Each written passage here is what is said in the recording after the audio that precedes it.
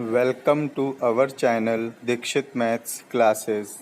Hello बच्चों, आज हम समुच्चय को निरूपित करने की विधियां एवं उनके प्रकारों के बारे में पढ़ेंगे। इससे पहले वीडियो में हमने समुच्चय की परिभाषा और समुच्चय के संकेतन के बारे में पढ़ा था, तो लेट्स गो।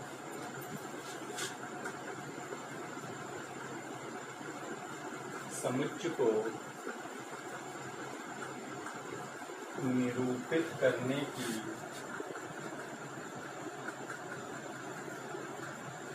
विधियां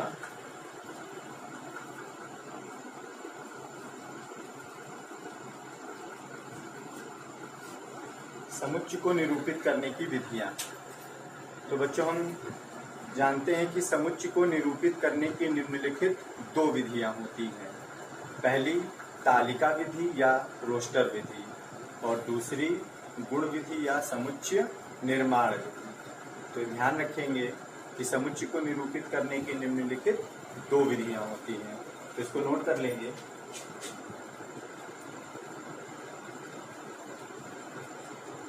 समुच्चय को निरूपित करने की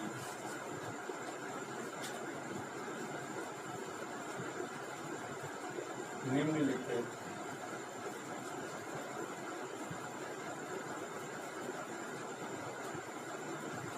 दो विधियां होती हैं। समुच्चय को निरूपित करने की निम्नलिखित दो विधियां होती हैं। नंबर 1 तालिका विधि या इसको हम दूसरे नाम से भी जानते हैं, रोस्टर विधि। तालिका विधि या रोस्टर विधि। और नंबर 2 है गुण विधि। गुण विधि या इसको हम दूसरे नाम से भी जानते हैं, समुच्चय निर्माण विधि।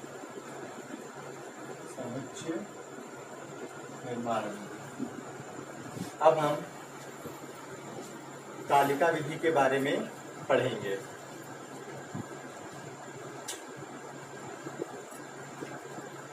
तो तालिका विधि में हमें ध्यान रखना है कि इस विधि में समुच्चय के अवयवों को मंझले कोष्ठक के भीतर अलग अलग लिखते हैं और प्रत्येक दो अवयवों के बीच में कॉमा का चिन्ह प्रयोग किया जाता है। तो इसको नोट कर लेंगे। इस विधि में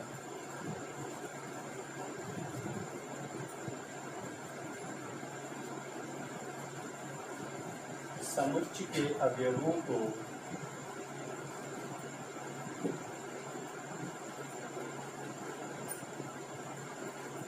मंझले कोष्ठक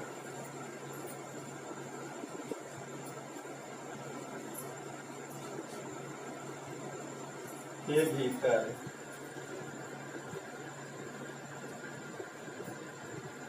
अलग अलग लिखते हैं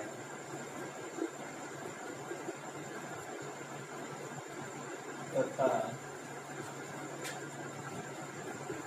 प्रत्येक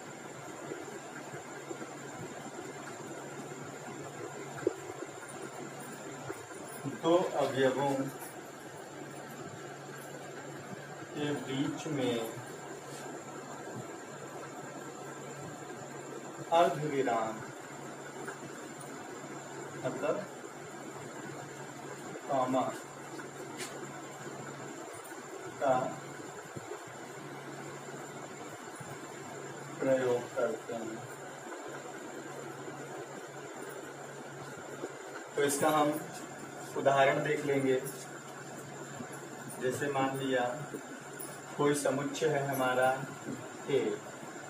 हमने इससे पहले वीडियो में पढ़ा था कि समुच्चय को अंग्रेजी वर्णमाला के बड़े अक्षरों से निरूपित करते हैं। तो यहाँ पर कैपिटल ए हमारा समुच्चय है। फिर समुच्चय के अवयवों को मंझले कोष्ठक के भीतर अलग अलग लिखते हैं। तो यहाँ पर हमें मंझला कोष्ठक प्रयोग करना है। तो यहाँ पर हम मंझला कोष्ठक प्रयोग करेंगे और हम इसमें कुछ अवयव दे रहे हैं। जैसे स्मॉल ए कामा small B small C small D.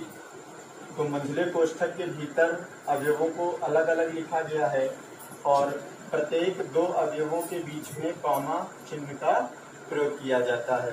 तो हमने यहाँ पर दो अवयव ए और बी के बीच में कॉमा लगा है, ऐसे बी और सी के बीच में कॉमा लगा है, सी और डी के बीच में कॉमा लगा है। तो लिखा था प्रत्येक दो अवयवों के बीच में कॉमा का प्रयोग करते हैं। तो यहाँ पर दो अवयवों के बीच में कॉमा का प्रयोग किया है। तो ये हमारा तालिका विधि का उदाहरण है। एक उदाहरण और देख लेंगे। जैसे हमने कोई समुच्चय बी ले लिया और इसमें कुछ संख्याएं दे दी हैं 1, 2, 3, 4, 5। तो ये हमारा तालिका विधि में समुच्चय का निरूपण है। इसके बाद में गुण विधि के बारे में पढ़ेंगे।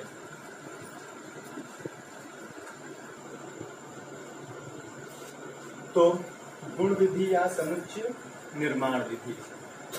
तो इस विधि में हम समुच्चय के अवयवों को उसके विशेष गुण के आधार पर लिखते हैं। हमारे पास में कुछ अवयव होंगे और उन्हें जब हम गुण विधि के रूप में लिखेंगे या समुच्चय निर्माण विधि के रूप में लिखेंगे तो हमें उन अवयवों के गुण के आधार पर समुच्चय को लिखना होगा। तो इसको नोट कर लेंगे। इस विधि में समुच्चय के अवयवों को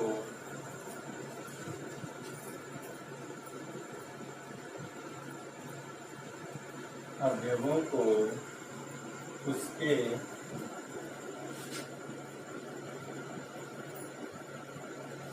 विशेष गुणों के आधार पर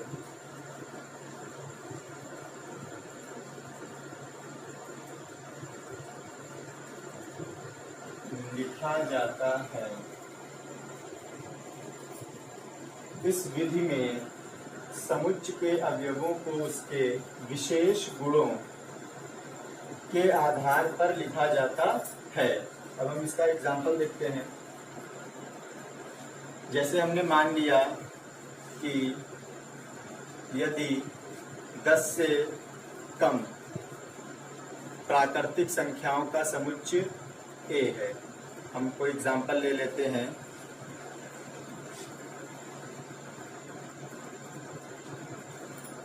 यदि 10 से कम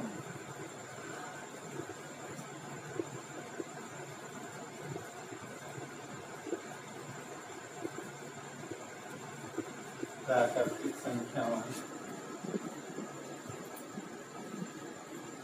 का समुच्चय A है तो हमें इसे समुच्चय निर्माण विधि या गुण विधि के आधार पर लिखना है। तब हम इसे कैसे लिखेंगे? तो तब हम इसे लिख सकते हैं A, चूंकि समुच्चय हमारा A है तो A इज इक्वल टू मंझले कोष्ठक में हमें यहाँ पर जो गुण का प्रयोग करना होता है वो सिंबल लगाते हैं x सच दैट x, जहाँ x 10 से कम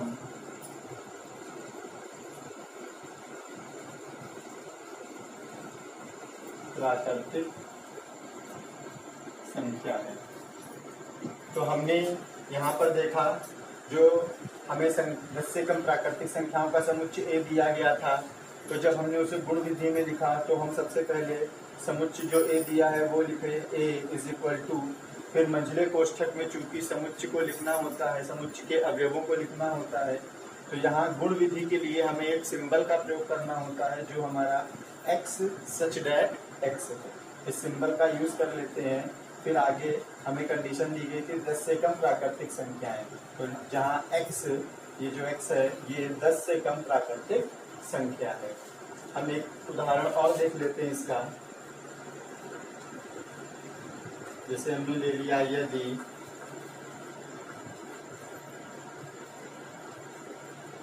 सम संख्याओं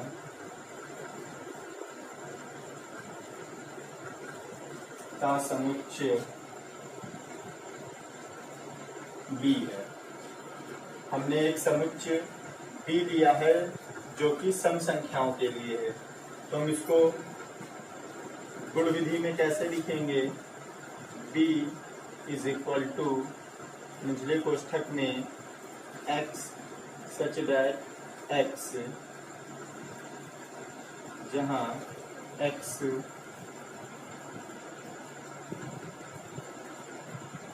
सम संख्या है। तो ये हमारे समुच्चय निर्माण विधि के आधार पर समुच्चय का निरूपण है।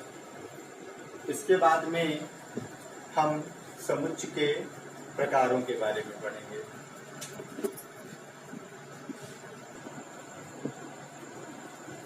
तो इसके बाद में समुच्चय के प्रकार, तो समुच्चय निम्नलिखित प्रकार के होते हैं। इसमें हम सबसे पहले पढ़ेंगे रिक्त समुच्चय के बारे में। तो समुच्चय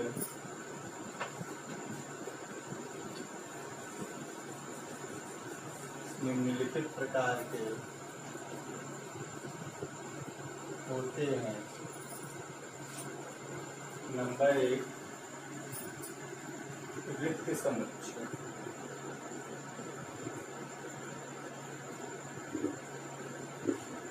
तो बच्चों, रिक्त समुच्चय एक ऐसा समुच्चय है जिसमें कोई भी अवयव उपस्थित नहीं होता है, या हम कह सकते हैं एक ऐसा समुच्चय जिसमें कोई भी अवयव ना हो, रिक्त समुच्चय कहलाता है। इसको नोट कर लेंगे।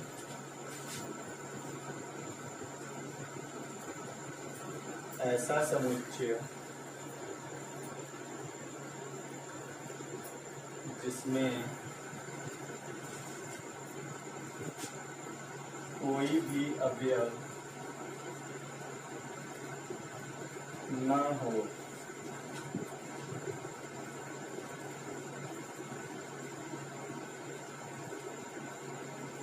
रिक्त समुच्चय कहलाता है। ऐसा समुच्चय जिसमें कोई भी अवयव ना हो, रिक्त समुच्चय कहलाता है। इसे फाई अथवा मंझला कोष्ठक, टेबल लगा देंगे, से प्रदर्शित करते हैं।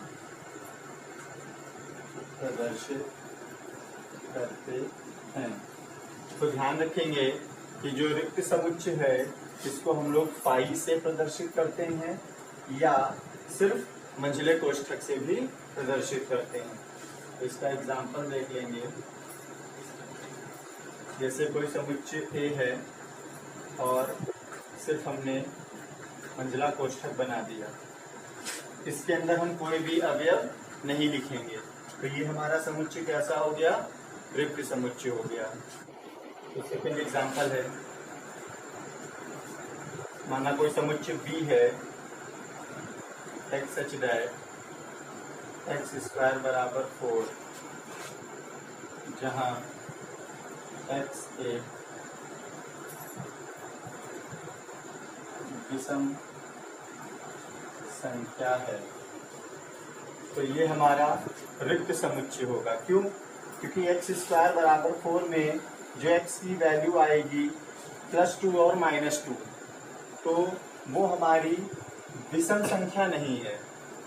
+2 हमारी जो है वो सम संख्या है, तो इसलिए ये हमारा कैसा समुच्चय हो जाएगा? रिक्त समुच्चय हो जाएगा। इसके बाद में हम नंबर 2 पर पढ़ेंगे एकल समुच्चय। एकल समुच्चय। तो एकल समुच्चय क्या होता है? एक ऐसा समुच्चय जिसमें केवल एक अवयव हो। तो इसको हम लिख लेंगे,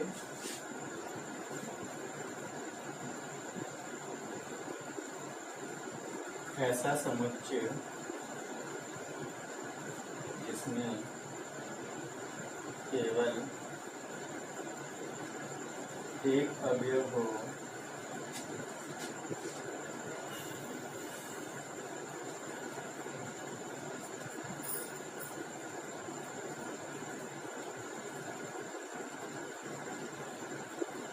एकल समुच्चय कहलाता है।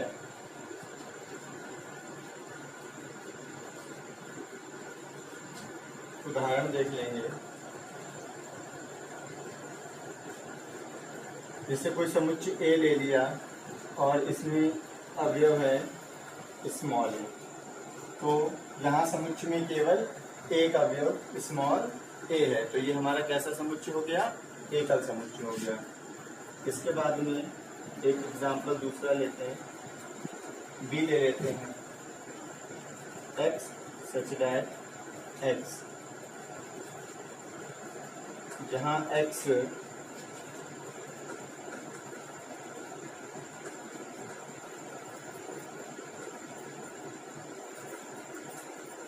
समअभाज्य संख्या है। तो हम जानते हैं समअभाज्य संख्या हमारी केवल एक होती है, वो कौन सी है? दो। दो एक ऐसी संख्या है जो कि सम भी है और अभाज्य भी है, तो इसलिए हमारा जो समुच्चय बी है वो हमारा कैसा समुच्चय हो जाएगा? एकल समुच्चय हो जाएगा।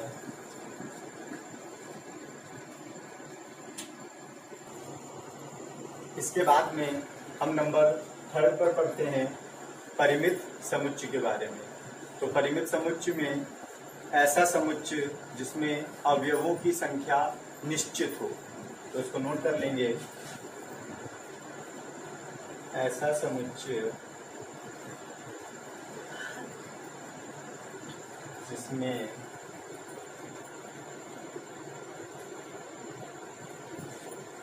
अवयवों की संख्या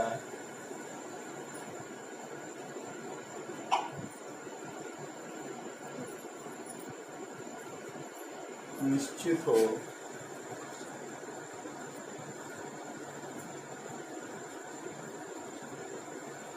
परिमित समुच्चय कहलाता है। इसका एग्जाम्पल देख लेंगे।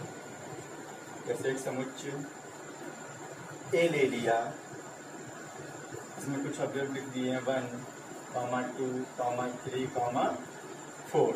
तो यहाँ पर हम देख सकते हैं कि जो समुच्चय में अवयव हैं उनकी संख्या निश्चित है। कुल कितने अवयव हैं?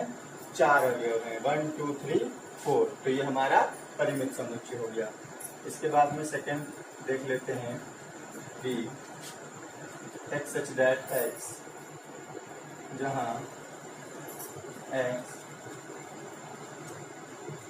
अंग्रेजी वर्णमाला के स्वर हैं। तो अंग्रेजी वर्णमाला के स्वर हमारे कुल 5 होते हैं। कौन कौन से? ए, ई, आई, ओ, यू। तो इसलिए हमारा जो समुच्चय बी है इसमें कुल 5 अवयव होंगे। तो ये हमारा कैसा समुच्चय है? परिमित समुच्चय है। फिर इसके बाद में नेक्स्ट 4 अपरिमित समुच्चय। तो अपरिमित समुच्चय में हम कह सकते हैं कि ऐसा समुच्चय जिसमें अवयवों की संख्या निश्चित ना हो। तो इसको हम नोट कर लेंगे। ऐसा समुच्चय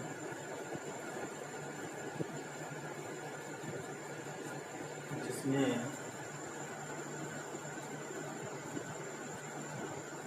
अवयवों की संख्या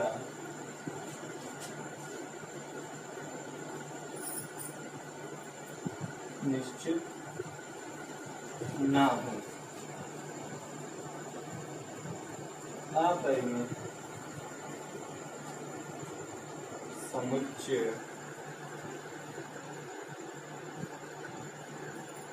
कहलाता है।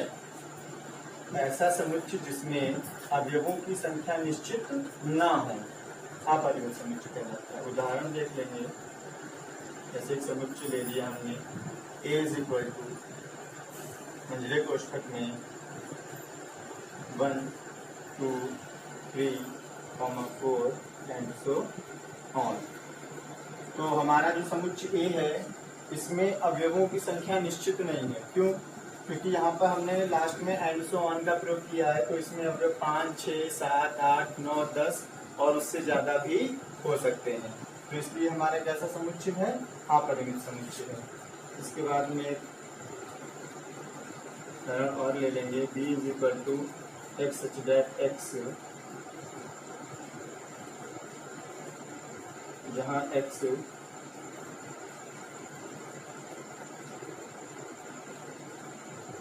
सम संख्याएं हैं। तो जो समुच्चय b है इसमें जो अवयव है वो सम संख्याएं हैं। तो हम जानते हैं सम संख्याएं निश्चित नहीं होती हैं, जैसे कि 2, 4, 6, 8, 10, 12, 14, 16, 18, 20 एंड सो ऑन। तो इसलिए हमारा जो समुच्चय b है ये भी कैसा है? अपरिमित समुच्चय है। इसके बाद में हमारे जो समुच्चय हैं, उपसमुच्चय, उचित उपसमुच्चय, समष्टीय समुच्चय, पूरक समुच्चय, तो इन सब समुच्चयों का हम लोग नेक्स्ट वीडियो में अध्ययन करेंगे। धन्यवाद।